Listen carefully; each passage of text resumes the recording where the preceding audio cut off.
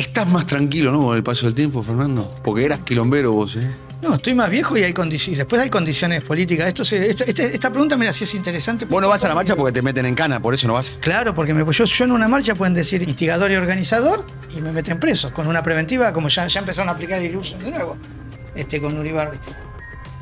¿Quién te saca después? Aquel que organiza la producción civilizatoria, que es el imperialismo norteamericano, eso está en declinación. Con esta tesis trabaja la campaña de Donald Trump.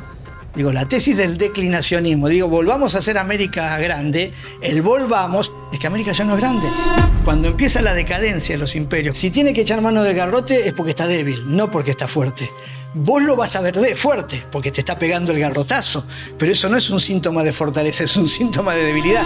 Lo que no hay que perder de vista es, Zelensky es un genocida. Lo que va a suceder en Ucrania con el payaso este que tienen de presidente, viste que parece Adrián Suárez, parece un actor de la tele, debe estar pensando cuál es su destino, que yo no creo que sea otro que una muerte inminente. No imagino ese tipo. ¿Una muerte inminente?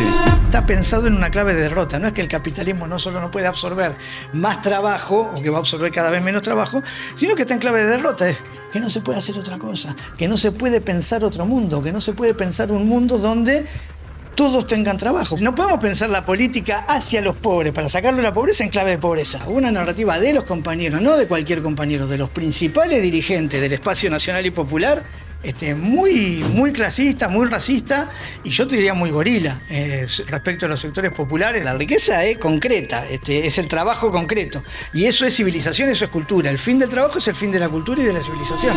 Creo que Milei es el síntoma, es el emergente de una crisis de representación, el divorcio de lo popular con lo político. Milei es soberano, Milei es un liberal policial, policíaco. Globalista 100%. Claro, es un autoritario. Ahora está acomodado es un globalista, pero está acomodado con Trump.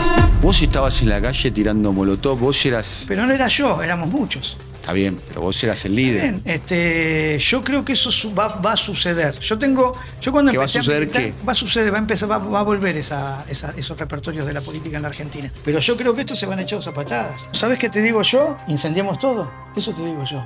Este mundo hay que aniquilarlo ya.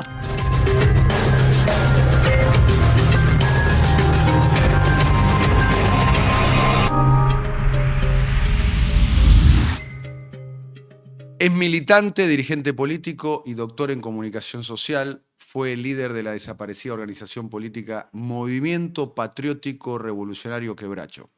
Estuvo detenido en 5 oportunidades. Año 1996, la cárcel de Caseros.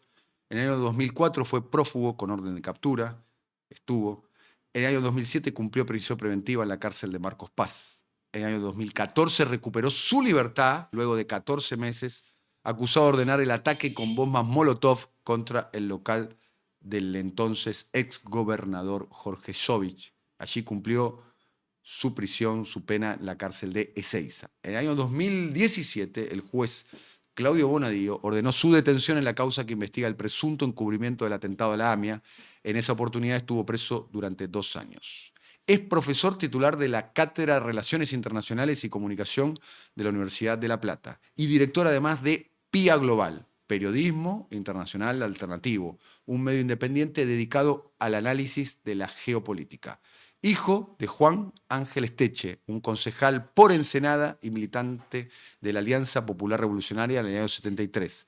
Fernando tiene 3 hermanos, militó en la juventud del Partido Intransigente, trabajó en un kiosco, una casa de fotocopias y un pub irlandés. Tiene 3 hijas y 2 hijos. Fernando Luis Esteche. Fernando, primero muchas gracias por venir, por la entrevista. Vamos a estar dialogando por un largo tiempo. Es una conversación abierta. Primero, gracias por venir. Gracias a vos por la invitación. Sos una figurita difícil, te quiero decir. No, yo no soy difícil. Costó. Ustedes graban los días que yo doy clase, pero siempre estoy dispuesto a tus convocatorias. Está muy bien. Igual tampoco es que podemos conversar con cualquiera tranquilamente, porque hay en los medios de comunicación hoy hay también muchos estos con el cartelito de periodistas o entrevistadores que son operadores políticos que elegimos no conversar. Bien. Tratamos de aprovechar los espacios. Estuviste preso 5 veces. Sí. Sí, mucho tiempo. Así que eso me hace un poco más joven a la hora de contar los años de los cumpleaños, porque los descuento. Este, pero me dio en general el plural, la primera persona del plural es una deformación, que tiene que ver con mi militancia política, pero digo, me dio una experiencia, yo creo, bastante interesante a nivel del conocimiento de la condición humana y me dio grandes amigos. Esta última vez, hace unos cuantos años atrás, con el tema del lawfare y todo eso, fue una experiencia distinta a las otras cárceles que habían sido prisiones comunes, mucho más violentas y más sucias en el sentido de la convivencia. Esta última me tocó encontrarme con Julio Devido y una cantidad grande de ¿Qué aprendiste compañeros. estando preso en las 5 oportunidades que tuviste? No, primero son distintas cosas. Uno por ahí no sería muy difícil hacer toda una historia y decir, no, yo aprendí esto, pero sí es.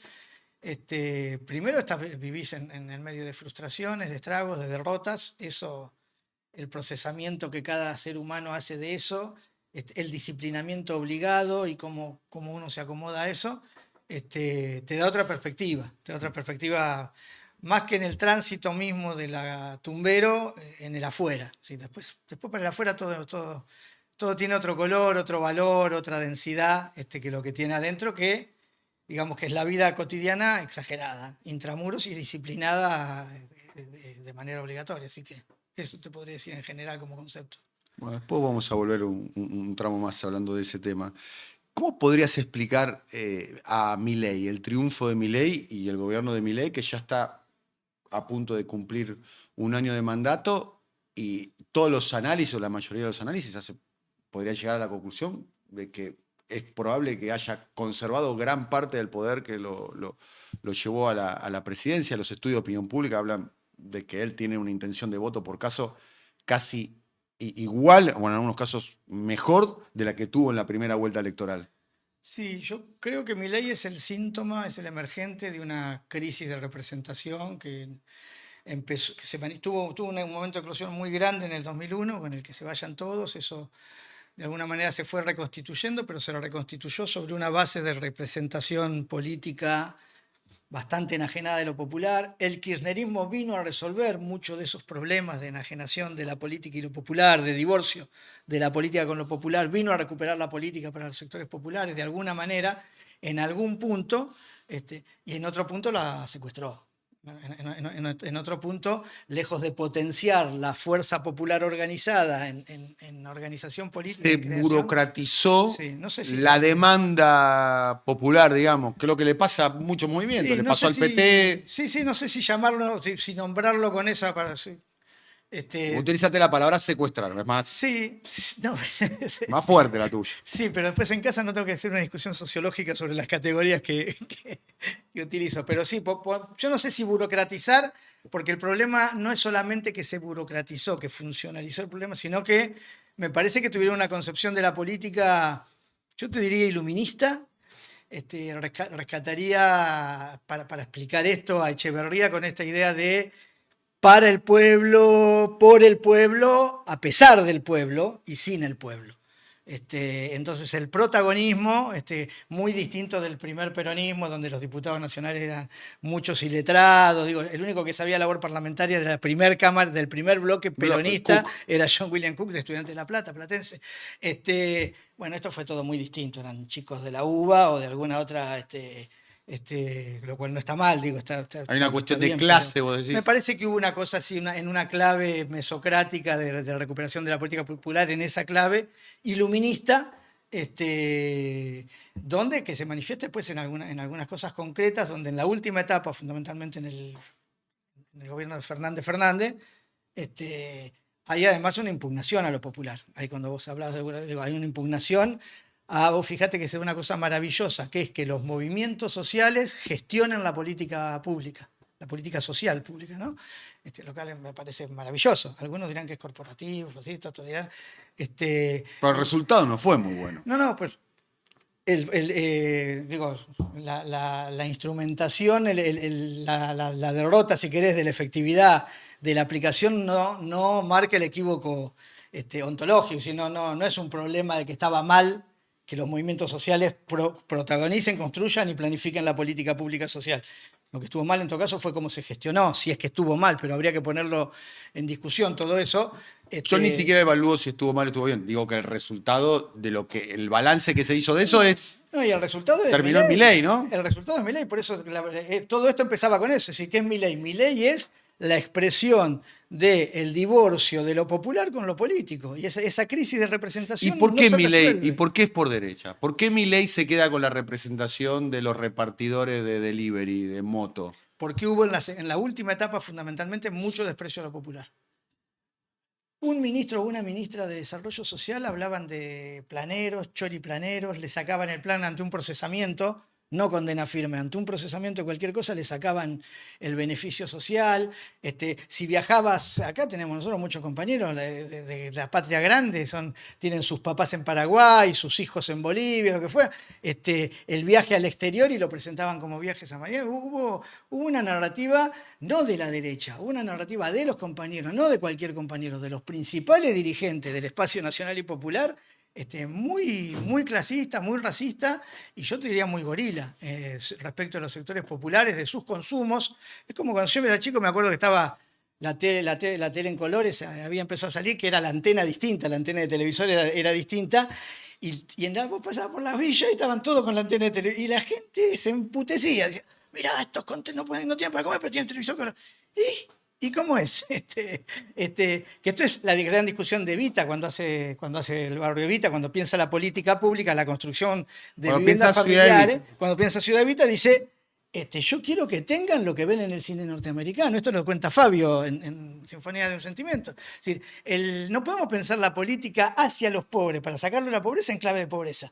¿Dónde tienen que vivir? En caja de zapato, en moles de cemento, cuadradita, con alguna ventana de respiración, ahí tiene. Eso es la vivienda popular. La vivienda popular tiene que ser una vivienda digna, no digna en el sentido de que la dignidad es que tengas la vivienda, digna en el sentido de que tiene que tener los recursos que la tecnología y la economía nacional se puede permitir, si es genuina en cuanto a resolver el problema de la pobreza. Pero siempre acá se pensó en claves de emprendedurismo, en clave de pobreza, y la política social, bueno, tiene ese límite que además, fíjate, estos ejércitos que formaron, que ya se disolvieron prácticamente, ¿no?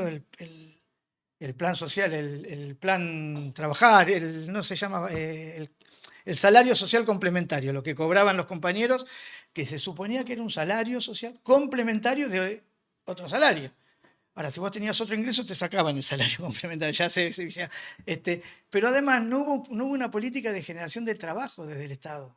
Es decir, nunca hubo para esos compañeros una política genuina de generación de trabajo. Lo que le proponían eran que se compren máquinas de escribir, de coser, o que se compren herramientas de carpintería, o de plomería, o de herrería, o panaderías. Entonces el panadero, la compañera hacía pan con la harina que le daba del ministerio para el comedor, hacía pan. Ese pan se lo vendía al carpintero que hacía muebles con la madera que sacaba de los palets o de los cajones de manzana. Y esos muebles se los vendía al herrero que andaba cirugiando para conseguir. Eso no es generar trabajo, eso fue.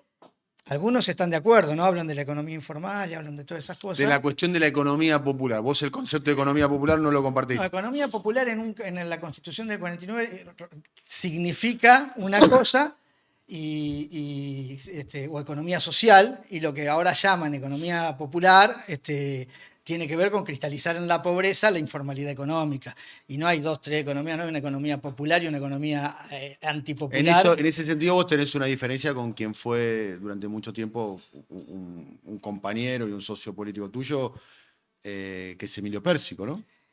En ese sentido yo no creo que Emilio crea en eso. Emilio construye narrativas políticas muchas veces en función de la política que esté desarrollando. Yo honestamente no creo que crea eso, pero si cree eso sí tengo una diferencia profunda. Yo creo en una economía que tiene que ser integrada, donde tiene que haber una fuerte impronta de dirección del Estado y que tiene que integrar a todos los sectores. Yo no creo todo lo informal fuera de un Estado popular. Si es un Estado popular, no sé. Si el Estado es antipopular, bueno, estamos discutiendo otra cosa. Sí, lo de la economía popular pareciera ser que es una suerte de apartheid económico, ¿no? Una economía en blanco y una economía informal. Sí, no es que pareciera, es eso, y es la reivindicación de eso, y es la ponderación de la miseria y la pobreza. Yo siempre me acuerdo de una lista, se presentó una lista una lista para presidente o para la interna, no me acuerdo. Iba un carrero, digo, Un carrero. un compañero llevando a tracción a sangre, a su sangre, no a la sangre del animal, ¿eh? Él llevaba a pulso un carro lleno de avales. Y los chetos de la universidad lo aplaudían. Yo me espanté, dije, pero esto es una barbaridad. Y me decían, le digo, ¿cómo van a llevar un carrero? Me dicen, no es un carrero, se llama, no sé, Roberto. Esto está en redes, está en todos lados. Y la imagen, si la buscás, la encontrás. Cuando se fueron a presentar, de hecho, la lista de uno de los factotum de esto de la economía informal, que es Juan Grabois, que era, el chabón iba con el carro llevando los avales. Me parece una cosa, yo eso no lo avalo, digo, puedo reconocer que no tiene otra forma de subsistencia, que no tiene otra forma de reconocer, hay de subsistir, lo que fuera. Ahora, no lo pondero, no lo venero, no me parece que ahí esté la dignidad. Ahí no está la dignidad, ahí está la indignidad. La dignidad está en luchar para superar eso, no en cristalizar eso. Y ahí me parece que hay un problema ideológico y muy en clave mesocrática. Aparte. No, y también me parece que se trabaja sobre una hipótesis que me parece que es una hipótesis válida para trabajar, es que el capitalismo en este estadio actual no está en condiciones de absorber toda la mano de obra necesaria como para ofrecer empleo de calidad. Es más, hay muchos que sostienen con la revolución tecnológica que estamos en cierne, que tiene que ver con la automatización y la inteligencia artificial, esa cuestión se va a agravar. Sí, peor, ¿no? Claro, no, sos generoso, porque en general es... Y frente a eso dicen, bueno, tenemos que estar atentos a estas nuevas formas de economía que tienen que ver con la economía popular, la otra variante también tiene que ver con la economía de plataforma. Se ha desplegado una cantidad de trabajo a través de la economía de plataforma, desde alquilar un cuarto por Airbnb, desde el envío de Rappi. Primero es no comprender la profundidad del problema de la tecnología y el trabajo, que es un problema casi filosófico que el mundo va a tener que resolver, porque si no es el fin de la civilización. Sí, el fin del trabajo es el fin de la civilización, no hay otra. La riqueza no se produce sola, no se produce por bit de computadora que te aumentan los bitcoins y mirá cómo aumentó eso. Eso no es riqueza, es significación de riqueza, simbolización de riqueza, pero no es riqueza, la riqueza es concreta, es el trabajo concreto, y eso es civilización, eso es cultura. El fin del trabajo es el fin de la cultura y de la civilización. Entonces, buscarle alternativo o paliativo a eso es, primero, no comprender la profundidad de ese problema, que hay que atacarlo como paradigma filosófico, si querés.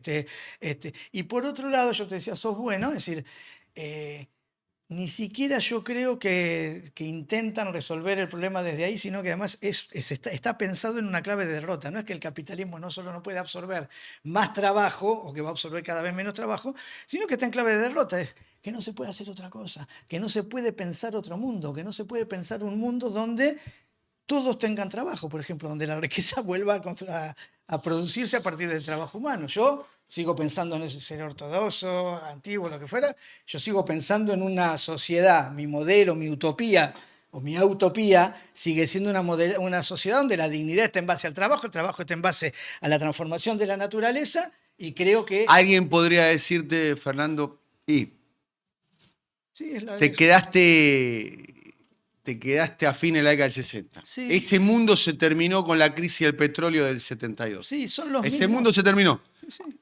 Habrá que construir otra utopía, pero esa utopía, la del pleno empleo, de los años felices, de la posguerra... Pero no, esa no era la utopía de los 60. De los 60 tenés la utopía del pleno empleo en el capitalismo. Bueno, pero había una disputa. Yo no creo en eso, pues yo no creo en la explotación del hombre por el hombre como resolución social y resolución civilizatoria. Estoy de acuerdo con lo que vos decís y lo puedo compartir. Pero si vos agarrás el dron de la historia y te trasladás a los patrones de distribución del ingreso del fin de la década del 60, no, claro. Y yo te los pongo acá en un papel y vos, no sé si no te das 5 minutos en firmarlo, te digo. No, ¿sabés qué te digo yo? Incendiemos todo. Eso te digo yo. Este mundo hay que aniquilarlo ya. Pero la pregunta que yo te hago, está bien, pero vos fíjate la paradoja. Hoy, con los patrones de distribución mucho más regresivos, porque en la Argentina gobernaba Juan Carlos Onganía, dictador, fuimos cada vez peor. Dictador, y el índice de pobreza estaba por debajo de 5 puntos. 5 puntos. 5 puntos. La pobreza 5 puntos.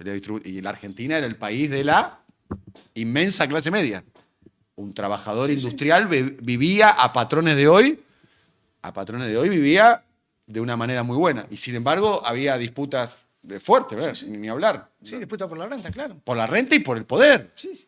¿No? Pero es que es claro eso. Y ahora el modelo de acumulación de capitalismo cambió. Pero la paradoja es que ahora la situación de la pobreza es más extrema y sin embargo esa disputa por el poder no existe. Bueno, pero vos sos de la generación de lo que hemos leído en la revista Fierro, por ejemplo.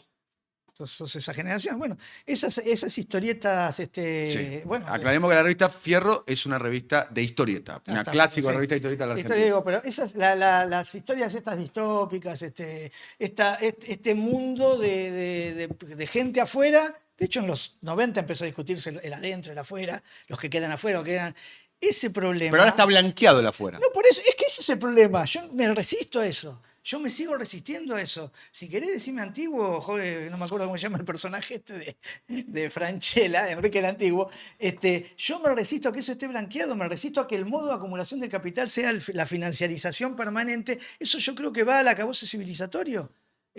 Y me parece que el mundo lo va entendiendo, los chinos lo entienden, que no dejan de ser, de jugar en los términos del capitalismo, ¿no? Los rusos lo entienden, los indios lo entienden, el Asia lo entiende, el 70% de la población humana está en economías que están pensando en otra clave, y nosotros seguimos en esto que nos propone el atlantismo británico norteamericano, que me parece que eso no va más. No quiere decir que lo otro vaya a resolver muchas de las cuestiones del pleno empleo, digo, en términos utópicos, no te resuelve la sociedad justa.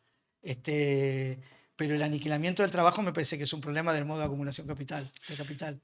Recién en la presentación decía que vos sos el director de PIA, sí. ¿no? Que es periodismo internacional alternativo, ¿no? Que te dedicás básicamente a temas internacionales y análisis geopolíticos, ¿no? Con entrevistas, con ensayos, con notas de opinión y demás. Te quiero pedir, y tomate el tiempo que sea necesario, te queremos escuchar con atención, obviamente te voy a hacer algunas preguntas al respecto o repreguntarte.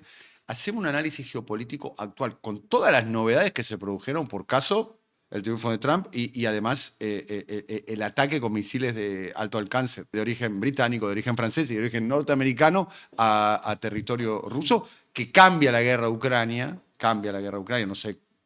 ¿Qué vislumbrás vos en eso? Sí, mira, nosotros trabajamos primero siempre en términos de geopolítica, que no hay blancos y negros, es una eterna paleta de grises.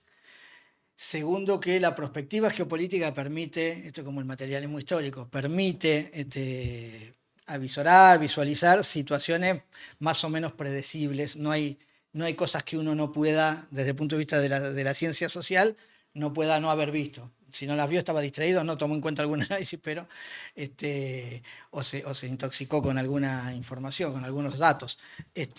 Nosotros trabajamos fundamentalmente sobre 3 tesis que me parece, si uno tuviera que explicar el mundo en breves palabras, en breves momentos, o yo frente a mis alumnos cuando en la primera clase, digo, acá hay tres cosas que hay que tener en la cabeza. Uno es el declinacionismo como una tesis fundamental. ¿Qué es el declinacionismo? El declinacionismo del hegemón. ¿Qué quiere decir esto? Aquel que organiza la producción civilizatoria, económica, social, comunicativa, en todos los términos, que es el imperialismo norteamericano, eso está en declinación. Eso está en una inercia histórica. Hay que pensar además en geopolítica siempre en términos históricos, no en términos biológicos. La historia no se piensa, es decir, cada 5, 10, 20. Esto hay que pensarlo en proyección histórica. Entonces, ¿te puedo preguntar en qué momento empezó para vos la declinación de Estados Unidos? Yo creo que es parte de la crisis. Ya en los 70, del 70 empieza su punto máximo de desarrollo y a partir de ahí empieza un declive. Es la tesis esta del quinto Kondratiev que nunca se resolvió. ¿La tesis de? Del quinto Kondratiev. Esto de las curvas ascendentes y descendentes, que había 4 en la historia. Bueno, la quinta nunca subió, empezó a bajar y nunca siguió bajando y nunca subió. Pero digo, si querés lo podés anclar en la crisis del 2007, lo podés anclar antes en... Hay hechos puntuales, como digo, en el 89, la ley Glass-Steagall, cuando se deroga la ley Glass-Steagall, que permite la fusión de los grandes bancos. Es decir, hay una serie de situaciones que dieron la posibilidad de la financiarización de la economía que la financiarización lo que hace es destruir el trabajo concreto, construye riqueza ficticia, no riqueza real, y eso se vino dando a lo largo de mucho tiempo. Pero esto que decimos nosotros como declinación no lo digo yo. Esto lo dice Brzezinski, lo dijo Kissinger, lo dice Paul Kennedy, lo dicen ellos, no lo digo yo. Digo, con esta tesis trabaja la campaña Donald Trump. Digo, la tesis del declinacionismo. Digo, volvamos a hacer América grande. El volvamos es que América ya no es grande. Y esta crisis hegemónica tiene dos dimensiones. Una interna, en términos de infraestructura, de cultura, de política. El hombre con cuernos sentado en el Capitolio, una crisis evidencia, una crisis política. Tres últimas elecciones, no la última, las anteriores, cuestionadas, todo lo que uno puede encontrar en la crisis interna. Pero lo que por ahí nos interesa, ante la pregunta que vos planteás, que es la geopolítica, es hay una crisis de capacidad hegemónica. ¿Qué es la hegemonía en términos de Gramsci? Es la imponer a los demás. Claro, por eso, pero con consenso. Esa es la diferencia de la hegemonía. De la hegemonía y de la dominación. Es decir, cuando puede resolverlo con la diplomacia del dólar. El soft power. Claro, sí, son categorías por ahí que se aplican muy puntualmente a algunas otras cosas, pero digo, cuando lo podía resolver a través de un préstamo, una recomendación, o porque ellos decían una cosa y todos hacían lo que hacían, dejó de suceder y esto militarizó la diplomacia o construyó el hard power.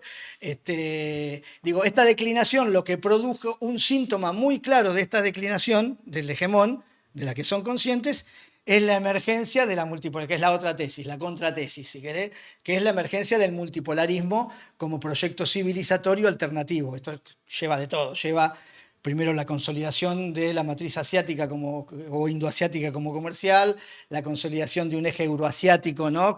Fundamentalmente con el tándem sino-ruso como acuerdo de hierro ahí sobre esa cuestión, y es las economías que además se aprovecha de una situación que tiene que ver con la deslocalización, sí, con las economías, esto que llaman las economías emergentes, que son en realidad economías que han crecido a expensas de este proceso declinacionista del imperialismo que trasladó sus sedes productivas a otros lugares para sostener tasas de ganancia y permitió crecimiento en otros de economías en otros territorios.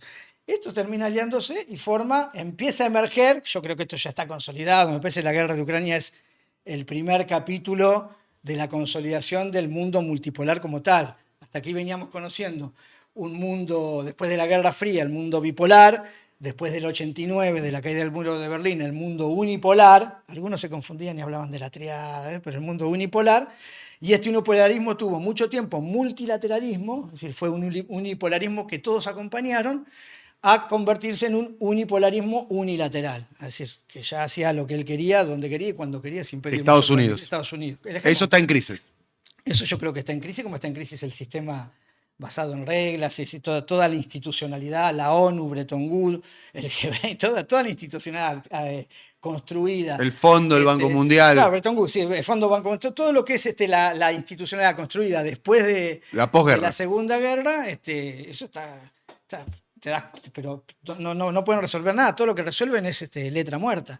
Entonces, una tesis es el declinacionismo, la otra es la emergencia de la multipolaridad, y hay una tercera tesis que es el redespliegue, que es ante la conciencia de este declinacionismo, lo que produce el hegemón es una ofensiva defensiva, tratar de contener esta declinación y avanzar. Y esto produce un redespliegue que para el sur global, fundamentalmente para nuestra América, es catastrófico. Para Europa Oriental es la guerra proxy de Ucrania. Para el Pacífico es la militarización de todo el Indo-Pacífico, ¿no? Con el AUKUS, con el Quad, con acuerdos de militarización que hay en torno de contención de China y de contención de India y de Rusia ahí en el Índico. La cuestión Taiwán, ¿no? Claro, sí. Todo esto es producto, yo creo, de esta tercera tesis, que es el redespliegue norteamericano. Entonces, yo tenía un maestro que era Jorge Weinstein, que decía, a mí siempre me pareció maravilloso, que era esto de los imperios, cuando empieza la decadencia de los imperios, cuando los imperios, esta cosa de si tiene que echar mano del garrote es porque está débil, no porque está fuerte. vos lo vas a ver fuerte, porque te está pegando el garrotazo, pero eso no es un síntoma de fortaleza, es un síntoma de debilidad. Entenderlo es un problema complejo más cuando te estás con el garrotazo en la cabeza, pero me parece que el exceso de militarismo que tenemos hoy en el mundo, con estos datos que vos tirabas recién cuando introducías la pregunta, ¿no? Es la guerra acá, la guerra allá, los misiles, Europa diciéndole, Biden yéndose, Biden no sé si arteriosclerótico, no sé cuál es el problema, la patología que tiene, porque claramente tiene un problema cognitivo. Bueno, ese tipo tiene el botón rojo él en su maletín. Ese tipo decide antes de irse llevarse consigo un montón de cosas antes de irse del poder y autoriza entonces a la utilización de misiles crucero contra la autoriza a Ucrania. Explícame eso, ¿qué significa? Hay dos cuestiones, una técnica y otra política. La cuestión técnica es, había un protocolo de defensa de época de Gorbachev donde el atlantismo, la OTAN, decía, bueno, hasta acá llegamos. Ucrania era una línea roja, Ucrania no podía ser OTAN, Ucrania, de hecho, Ucrania es frontera, es decir, Ucrania era lo que no se podía tocar para tener un colchón, una zona verde. Un estado tapón. Un estado tapón. Bueno, esto se fue llevando, esto lo vino advirtiendo Putin, y se produce lo que se produce, que llamamos guerra proxy, que es en realidad la guerra de Europa, es decir, de los Estados Unidos y Europa contra Rusia, a través de Ucrania. La que la hace es Ucrania, la que pelea es el gladiador. Ucrania es el gladiador, pero en realidad están peleando ellos. Ahora, el protocolo de defensa nuclear de Rusia, que todos los países nucleares, los de nuclear tienen, el protocolo de defensa nacional de Rusia impide, hace que... hay dos cuestiones, por eso digo la política. La política primero es, Ucrania no podría, en las leyes de la guerra, si uno sigue suponiendo el mundo, por más que las cosas que pasan en Palestina y demás, que hay leyes de guerra. En las leyes de la guerra no se pueden utilizar armamento de largo alcance, es decir, balístico de largo alcance, misiles cruceros, sin autorización de la OTAN porque está complicándolo, porque está atacando una potencia que es una potencia nuclear y que puede responder de manera nuclear. Entonces esto necesita la autorización. Eso desde el punto de vista político. Después el otro punto de vista que es el técnico, que los que le vendieron los misiles son los franceses, los ingleses, bueno, hay alemanes también y los norteamericanos. Eso tiene un soft y un hard. Ese soft y eso hard, vos te debes acordar también. En las Malvinas los exos en nuestro iban así, iban al crucero y doblaban antes de impactar en el crucero. Porque el que maneja la Lockheed es la que le vendió los ATACMS, que son los misiles que usó ayer o antes de ayer. Son norteamericanos. Que son norteamericanos. Digo, cada empresa que eso está directamente relacionado, unos con el Pentágono, otros con el Ministerio de Defensa francés, ellos tienen la potestad de hacer que el armamento que vos tenés en fierro, el cohete que vos tenés con combustible y con ojiva de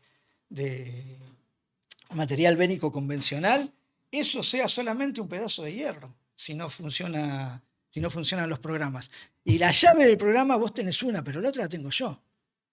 Yo que soy el fabricante. Y yo que soy el fabricante dependo de mi Estado Nacional.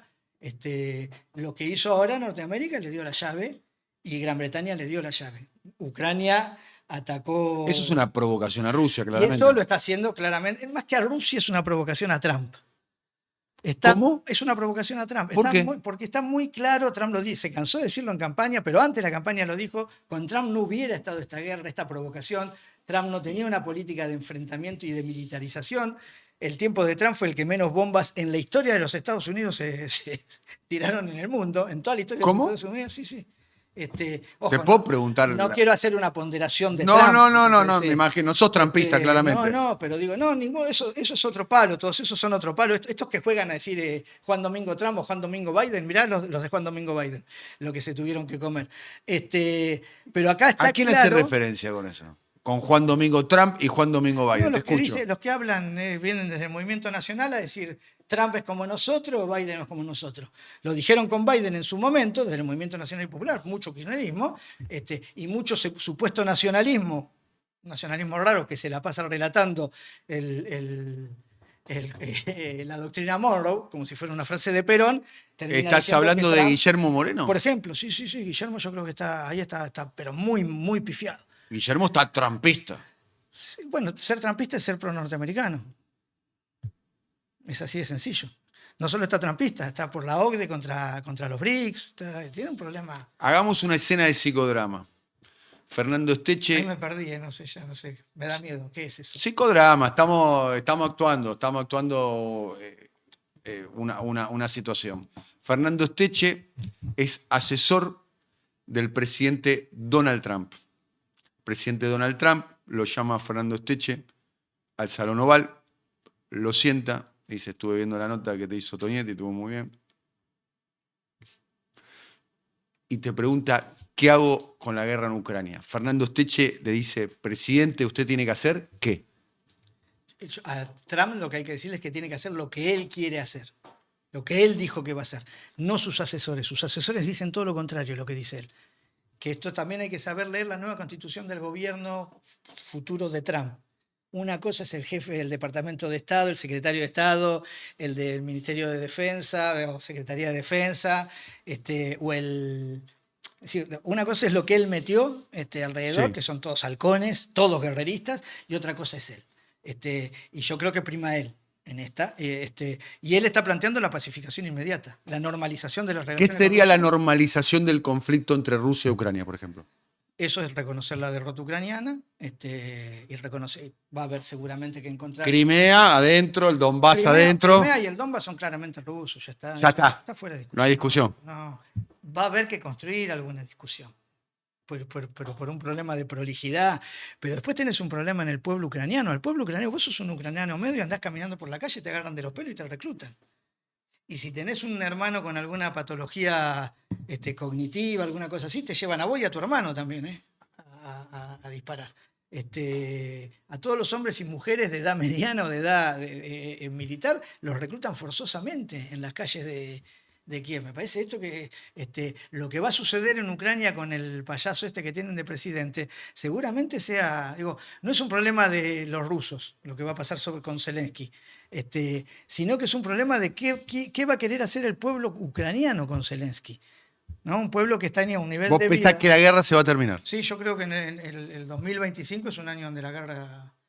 Navidad del 2025 es un año donde no va a estar la guerra de Ucrania y O Rusia. sea, de acá a un año se va a firmar la paz. Sí, yo creo que eso es así y se va a normalizar las relaciones con Rusia y se va a generar, hay que ver después cómo queda Europa, que me parece a mí la gran perdedora de toda digo, en esta guerra, en la guerra de Ucrania, ganaron los Estados Unidos, ganó, a pesar de que ahora cambiaron de gobierno, pero los objetivos del atlantismo estuvieron cumplidos. ¿Cuáles eran los objetivos del atlantismo? Militarizar Europa y sobredeterminarla, subordinarla, una sobredeterminación subordinada. Son los dueños de Europa los yanquis.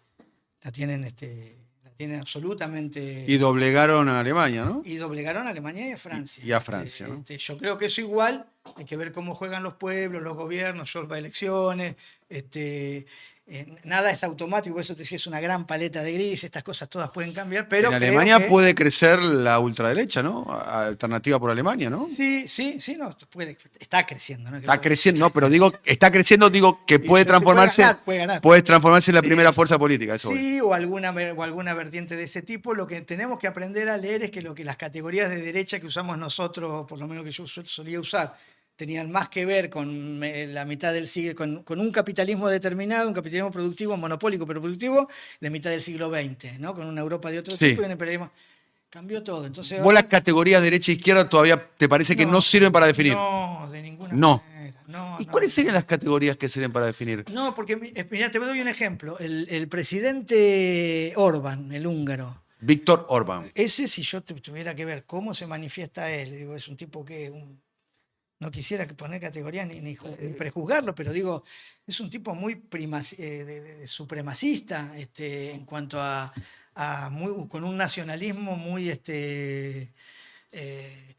singular. Se lo llama soberanista, por ejemplo, ahora en la geopolítica se llaman, estos son soberanistas. Es tan soberanista como... Vox. ¿Como Vox? No, Vox son... El problema, por eso te digo, Vox no es soberanista, Vox es proimperialista. Es como me digas Milei. Milei es soberano, Milei es un liberal policial, policíaco. Globalista 100%. Claro, es un autoritario. Ahora está acomodado es un globalista, pero está acomodado con Trump. Ahora está tratando de encontrar Pero me gustaría ver, porque nos quedan unos minutos, a ver, Vos pensás que la discusión ya no es izquierda-derecha, sino algunos plantean que la discusión es Estado-nación-globalismo, por ejemplo. Sí, claro, sí, sí. Esa me parece que es la gran contradicción inmediata. Sí, la contradicción, a ver, principal no, sí, pero es una de las contradicciones fundamentales de la sociedad, de los pueblos hoy, es globalismo contra Estados-naciones, eso sí. O imperialismo globalista contra Estados-naciones, que va a generar nuevas contradicciones, que es el imperialismo continentalista, que es lo que viene a expresar Trump, contra los estados nacionales, que es otra, no es la misma contradicción. Por ejemplo, Kamala Harris, si hubiera estado Kamala Harris, acá no te peleaba, vendía limones tu tío o vendía limones la norteamericana limonera y no se peleaba con tu tío, no te invadía porque tu tío le vendía limones, competía con la norteamericana limonera. El imperialismo continentalista que expresa Trump no va a dejar que nadie venda limones que no sea la limonera Vale norteamericana. decir, vamos a aclarar, porque hay gente que quizá no lo sepa, que la Argentina es el principal productor de limones Bueno, sí, del lo de mundo los limones es un ejemplo. Sí, sí, sí. y tuvo una enorme dificultad para exportar limones Sí, sí. a los Estados Unidos por las propias. Sí, en época de Trump, y que cuando lo vino a resolver ahora con los globalistas, le llega a Trump de nuevo. Claro, restricciones arancelarias Sí, para sí. proteger Eso va a pasar. a su producción. Eso va a pasar, digo, es mucho más liberal el globalismo, el imperialismo globalista. Y Argentina, ¿dónde entra Argentina en esta geopolítica, en esta discusión, en el vínculo entre Trump y Milei, entre el vínculo entre la Argentina y sus dos socios comerciales más importantes, que son China y Brasil, el Mercosur, el vínculo con Europa? ¿Dónde jugamos nosotros? Mira, en la tesis esta del redespliegue, América Latina está colapsada. Si vos haces un mapa de América Latina, está todo neocolonizado. Son todo gobiernos, la mayoría, salvo excepciones muy puntuales. ¿México no? No, por eso, salvo excepciones muy puntuales, sí, Nicaragua tampoco, Venezuela tampoco, pero un país como Bolivia está estragado por al borde de una guerra civil entre compañeros, para facilitar la cristalización ordenada, a pesar de que es un estrago, de la derecha neocolonial de Manfred Reyes, por ejemplo. Esas son operaciones que hay que aprender a leer, no son internas entre los compañeros. Está el imperialismo operando ahí entre los compañeros, contra los compañeros, entre ellos, para allanar el camino de Manfred Reyes. Digo, si no entendimos nada qué estuvo haciendo Laura Richardson hasta que de hecho Trump la va a nombrar seguramente responsable del hemisferio occidental en el Departamento de Estado. Fíjate, va a seguir dando vueltas. Viste que ya se fue del Comando Sur. Pero en ese marco hay que entender América Latina en este sentido, en ese plano. Digo, Estados Unidos ese redespliegue lo hizo de distintas maneras. Lo hizo con lawfare, con nuevas derechas, con derecha empresaria, con derecha pentecostal, con derecha militarista, con golpe clásico, con neogolpismo, o con experimentos outsider como estos que nos tocó a nosotros. Muchas cosas. Es polisémica, polifacética en esto. Entonces, es un redespliegue, una ofensiva grande. Ahora, en la suma general, o la izquierda transformista, Boric. ¿No? ¿Cómo? La izquierda transformista. La Gramsci, izquierda transformista. Izquierda transformista. Boric. Tomás agua. Se me seca con, no sé si son las... en ese marco, Argentina, hay dos cosas que se dijeron estos días cuando estaba Trump y el día de las elecciones. Decía Diego Aguilar y algunos de estos que se hacen. Bueno, Diego Aguilar está trabajando, pobre, quiere un lugarcito, pero entonces no importa. Pero los demás, decían, nosotros no estamos en la agenda. Digo, no, al que se le ocurre que Argentina o que América Latina está en la agenda de estos tipos... ¿Y vos crees que sí? No, pero eso es ahistórico decir eso. Eso es no entender el imperialismo. El imperialismo para mí es la madre de toda el paradigma. Es decir, todo lo que te dije está en el plano del imperialismo. Es decir, entendiendo que la forma de condición de producción histórica fundamental es el imperialismo, que tiene 4 vectores que son la financiarización, militarismo, caotización y narcotización. A través de esos 4 vectores, que se dan más o menos unos más definidos que otros, se produce civilizatoriamente la formación económico-social que tiene más desarrollo en la historia de la humanidad, que es la formación económico-social burguesa, que se produce desde el imperialismo. Entonces, ¿y el imperialismo qué es? Para hablarlo en castellano y no con estas palabras, para hablarlo, si querés, más tipo Galeano o Benedetti. Ellos comen la fruta que les damos nosotros. Ellos tienen plata de los minerales que nos roban a nosotros. Ellos viven del saqueo que producen sobre nuestro territorio. Entonces, creer que estamos últimos en la agenda es no entender el triángulo del litio, es no entender el acuífero guaraní, es no entender la biodiversidad del Orinoquí y de la Amazonia, es no entender la cuenca de petróleo pesado más importante del mundo, que es Venezuela. Venezuela, toda la media La luna franja del Orinoco. con Ecuador, sí. Entonces no entender nada. Entonces todo lo que estamos diciendo es todo mentira. Todo lo que venimos diciendo no viene por nada. Entonces, si no le importamos. No hay manera de que los yanquis existan si no existimos nosotros. Y si no existimos nosotros, ¿cómo existimos? Porque para que ellos existan como existen, tenemos que existir como existimos. Entonces, primero eso no es cierto que no estamos en la agenda. Ahora, que no estemos en la agenda del día a día, digo, que no sea un problema para Trump, ¿qué hacemos con Argentina? ¿Viste que le mandó un doble, lo saludó un doble, ¿no? Todas esas cosas que hizo, no lo recibió, no le atendía el teléfono.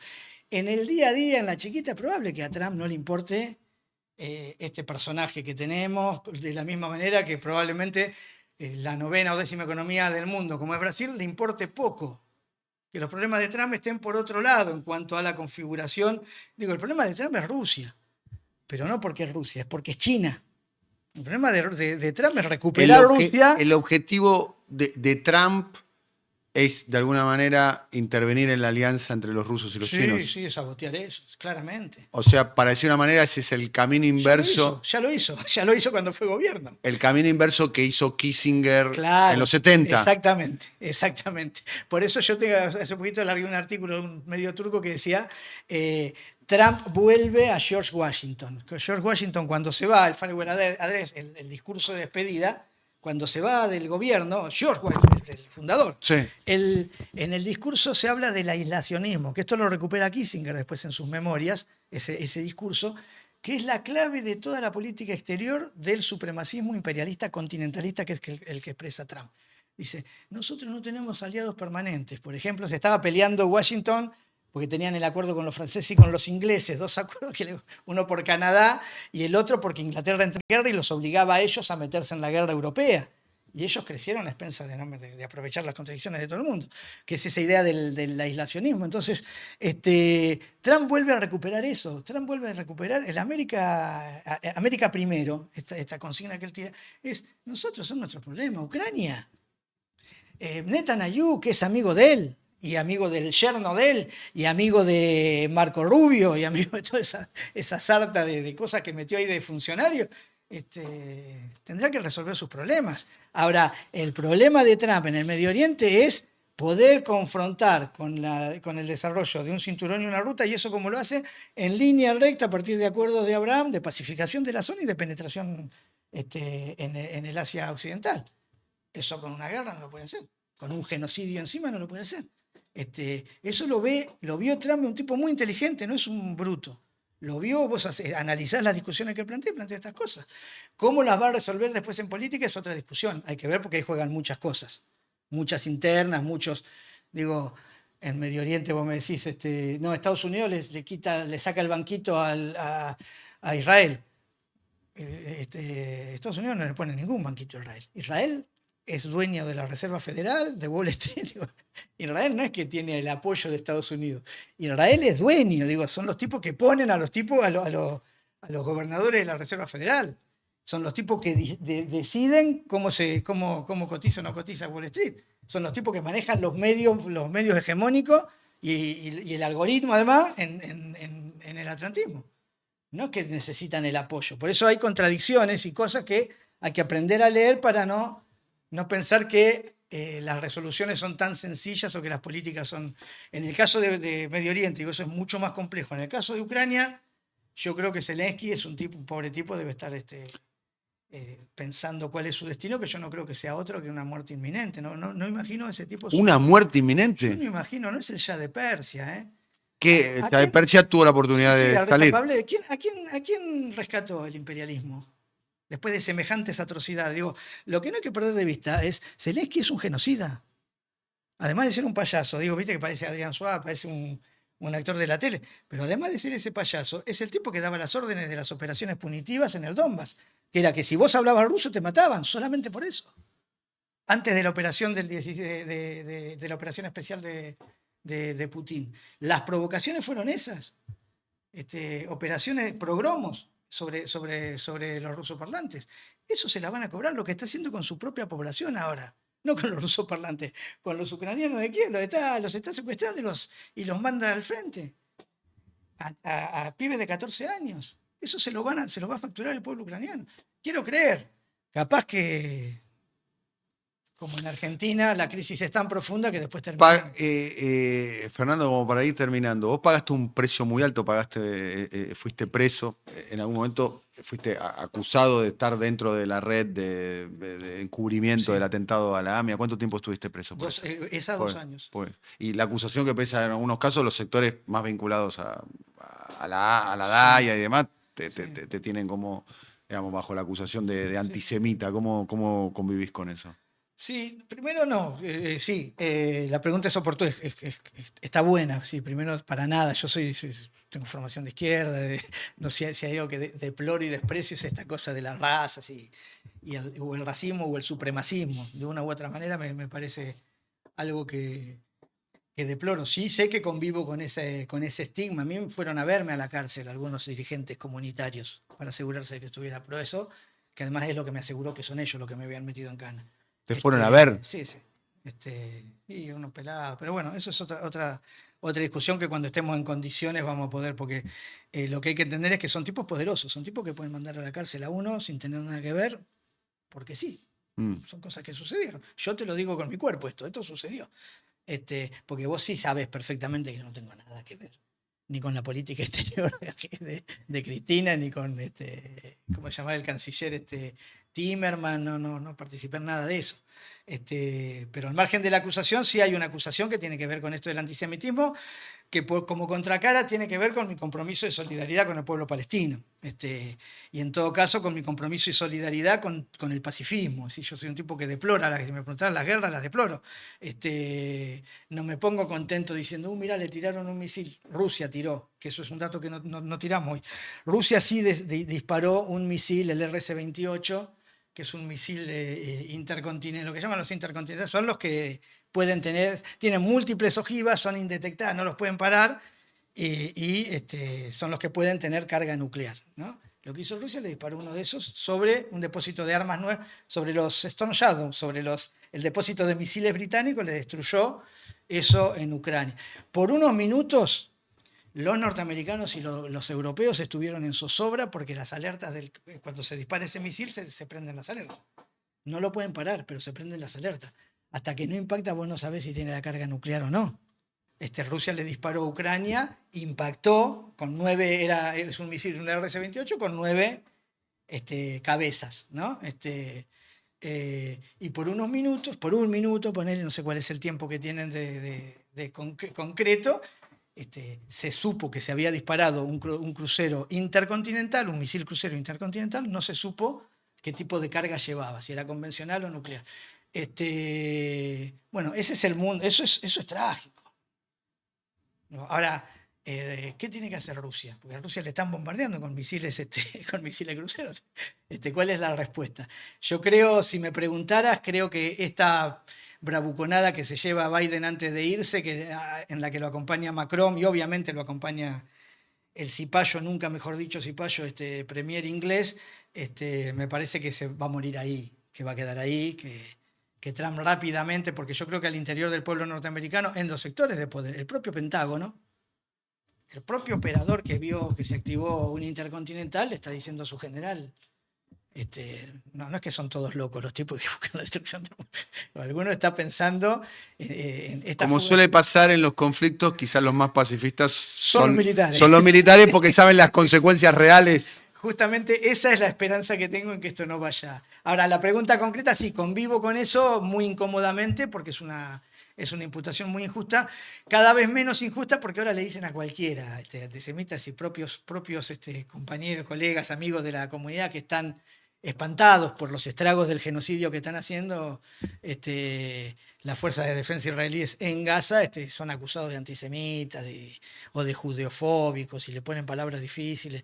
Me parece que a esta altura del desarrollo de la historia y la política eso no tiene ningún sustento, no tiene fuerza. No obstante lo cual creo que existe el antisemitismo y que hay mucho antisemitismo en sectores de la política argentina, ¿no? No me contienen, pero digo que eso existe. Para ir terminando, si fueses ciudadano norteamericano, ¿hubieses votado a Trump o a Biden?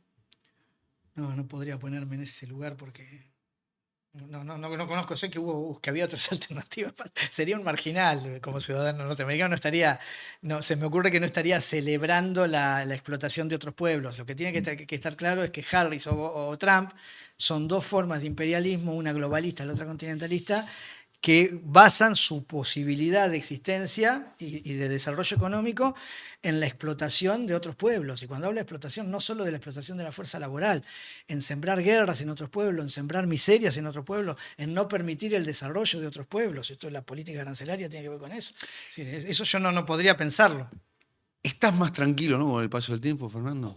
Porque eras quilombero vos, ¿eh? No, estoy más viejo y después hay condiciones políticas. Esta pregunta, mira, sí es interesante porque me lo he preguntado yo. Porque vos estabas en la calle tirando molotov, vos eras... Pero no era yo, éramos muchos. Está bien, pero vos eras el Está líder. bien, yo creo que eso va a suceder. Yo cuando ¿Qué va a empecé a suceder militar, qué? va a suceder, va a volver esos repertorios de la política en la Argentina, más allá de uno, ¿no? Digo, yo cuando empecé a militar, tenemos más o menos la misma edad, los de 50 años no iban a las marchas, los dirigentes de 50 años, que eso, Patricio Echegaray, ya era grande. Para nosotros era un 50, no era grande, para nosotros era... esos viejos de 50 años no iban a las marchas, no estaban entreverados en las peleas con la policía. Los de 50 años no estaban entreverados en la pelea con la... ¿Quién estaba entreverado en la pelea con la pendejada? Ahora, el otro día fue la marcha, 15 días después de que le pegan a los jubilados. Vamos a una marcha, todos a repudiar la pegada a los jubilados, vienen, te cagan a gases, corrida, se van todos, ¿no? Corriendo gases, todo. Yo no fui a la marcha porque además... Vos no vas a la marcha porque te meten en cana, por eso no vas. Claro, porque yo en una marcha pueden decir instigador, me pueden acusar por instigador instigador y organizador y me meten preso con una preventiva como ya empezaron a aplicar el Irursum de nuevo, con Uribarri. ¿Quién te saca después? En un momento político donde además la debilidad del movimiento popular es muy grande, ¿eh?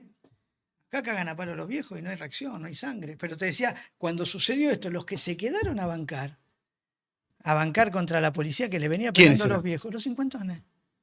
Y eso no va a producir el movimiento del fiel de la balanza. ¿Qué está pasando? Bueno, está pasando que los últimos 20, 30 años, los que se asomaron como nuevas generaciones a la política están muy acostumbrados a las alfombras de los ministerios, a las oficinas, a otro tipo de repertorio, a la celebración, no al combate. Ahora, si vos me preguntás, yo te digo, mira, ¿hubo momentos oscuros así? Sí, bueno, del momento muy oscuro como República Conservadora, fraude patriota, nació el peronismo. De un momento muy oscuro como, antes, del unicato nació el irigoyenismo. De la República Conservadora nació el peronismo. Del menemismo, que eso era, viste, eso lo vimos ya más consciente, no pasaba nada. Los primeros años del menemismo eran como esta. Celebraban, estaban todos celebrando.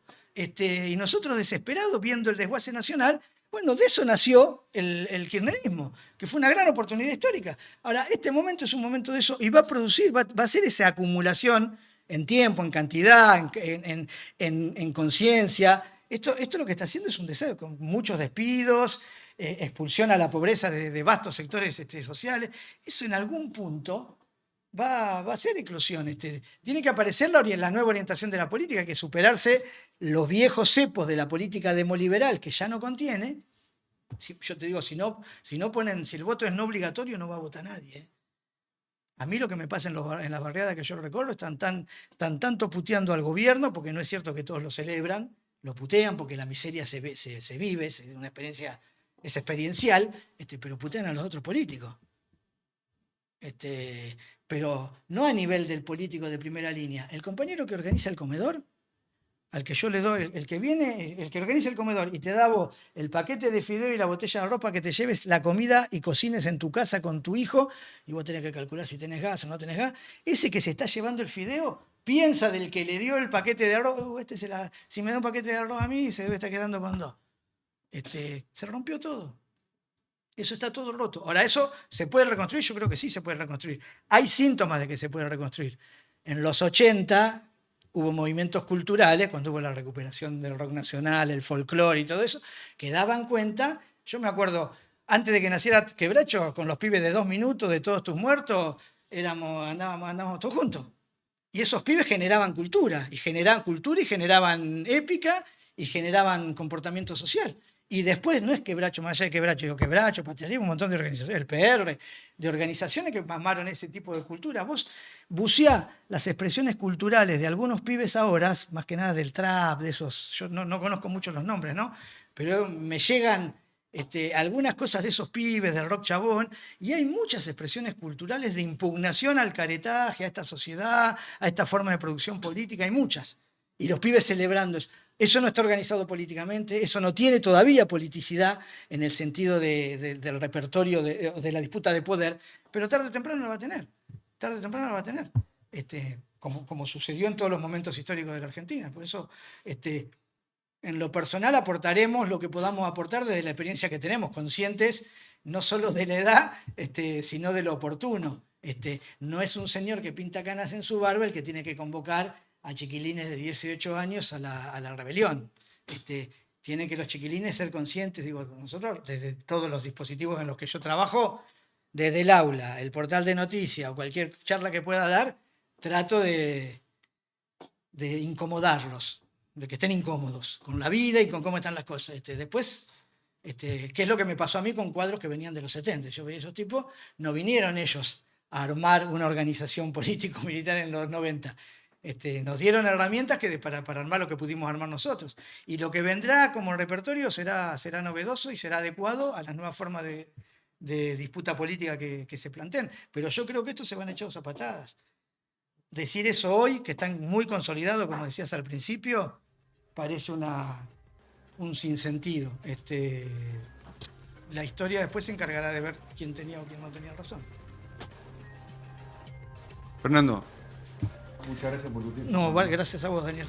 Muy amable. No, de verdad, para mí es un gusto.